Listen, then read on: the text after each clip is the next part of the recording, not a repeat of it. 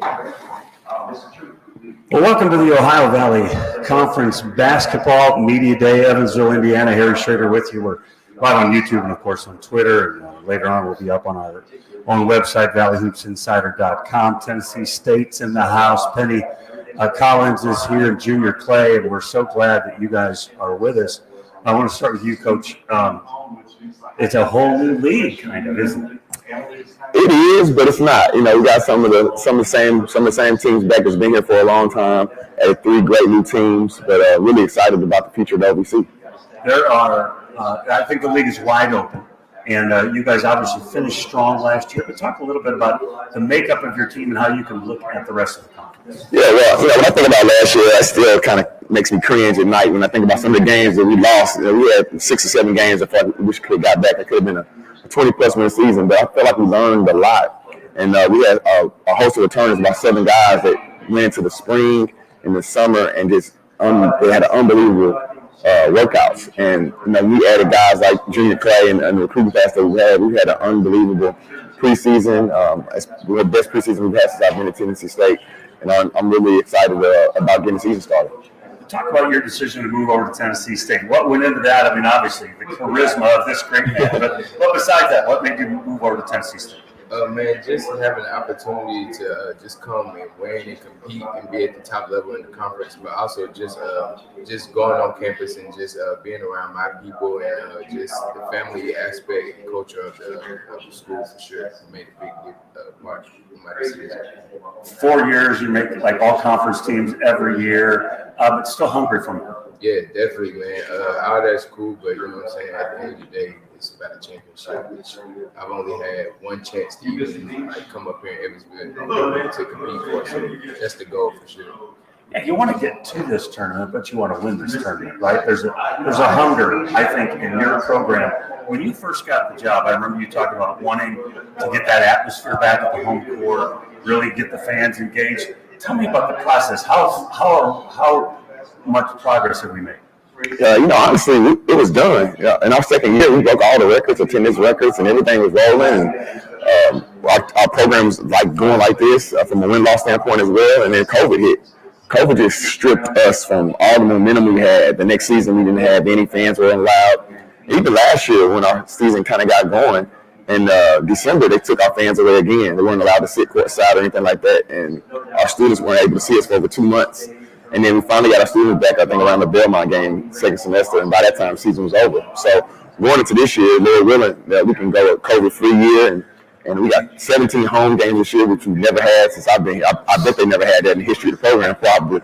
And 3 straight home games to start the season off, where our students are going to be able to be here for all 3 of those home games. So our schedule is great for us from a fan tennis support, and I feel like we'll have a record-breaking year for fans this year.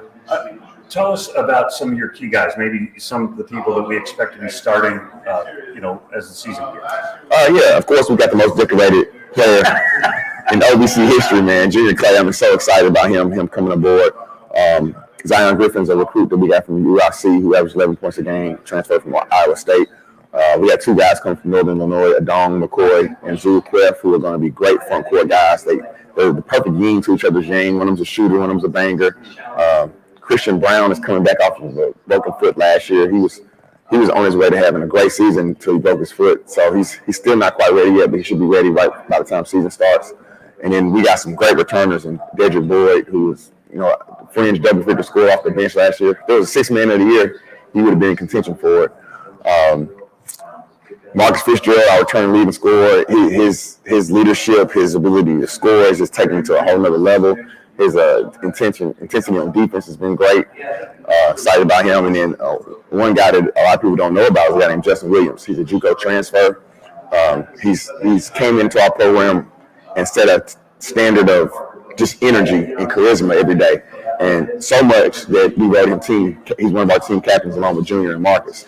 And for a first-year guy to be considered a team captain, that should tell you the kind of energy and leadership he brings to our team. So this team is different. It's a different team than we've ever had since I've been here. We've got a little bit more playmakers than we've had since I've been here. Every year it's been kind of like the bigger, taller team, more athletic.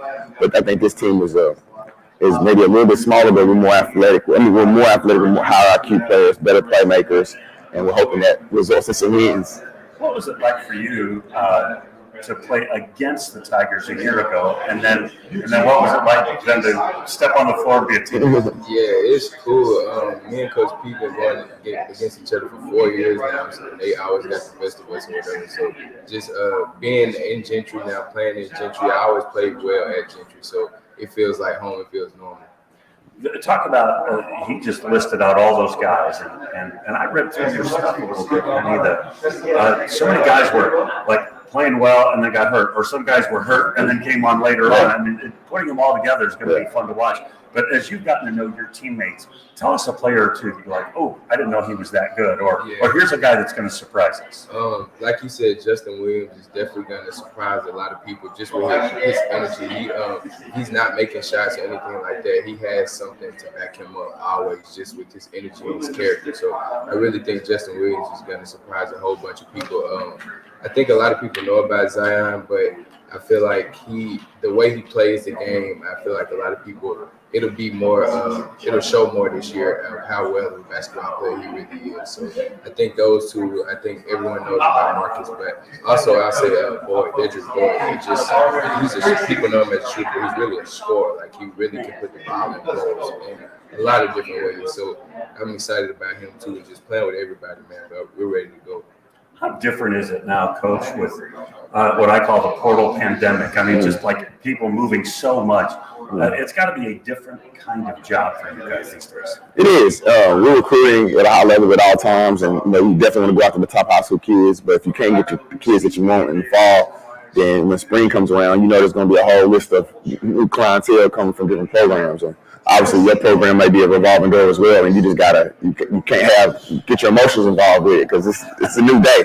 NIL has also provided these kids to get money, so a kid could be playing well and too well. It leaves you to go get some money, but at the same time, that you got opportunity to get a player from a program that's not doing well to come to your program and help change it. So it's one of the things you just don't get your emotions involved. You stay focused on what kind of character, what kind of culture you want to have in your program. You try to go after those type of kids.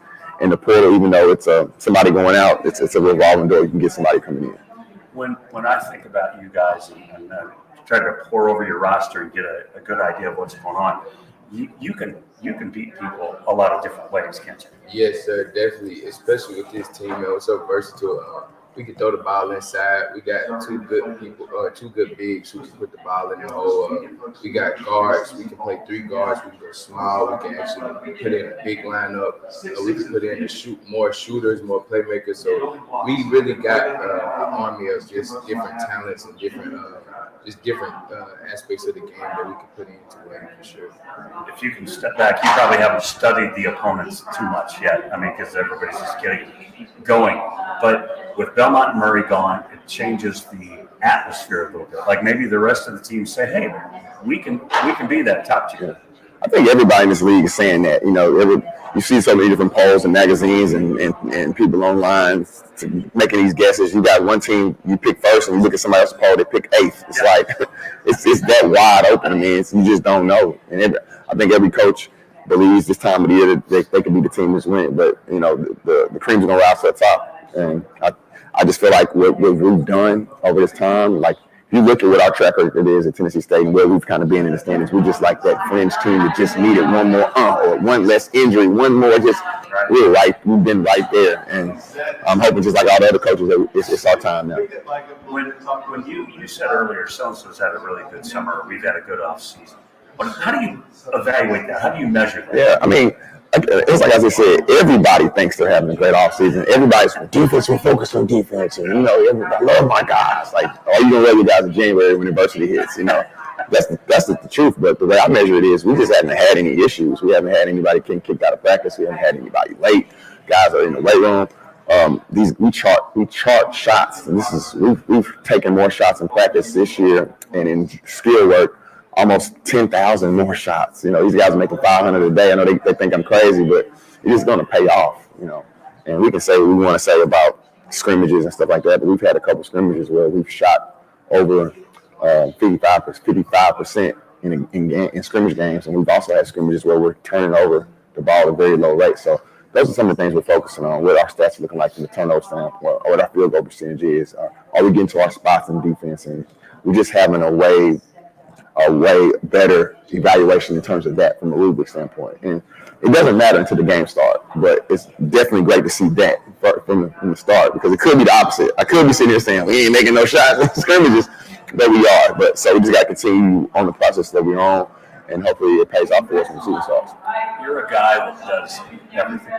You're going to go rebound, you're going to make the great pass, you're going to steal the ball. That's a mentality, though, isn't it? That I'm going to contribute some of this. So definitely, it's just, I feel like it all goes back to winning for me. So whatever that night I need to do to win, that's what I'm going to do. If I need to score some more, I'm going to just feel the game out. If I feel they're corralling me a little bit, I'm going to have to get more off the ball and try to get more active on the defense end. So whatever I got to do to win, really, that's what it is.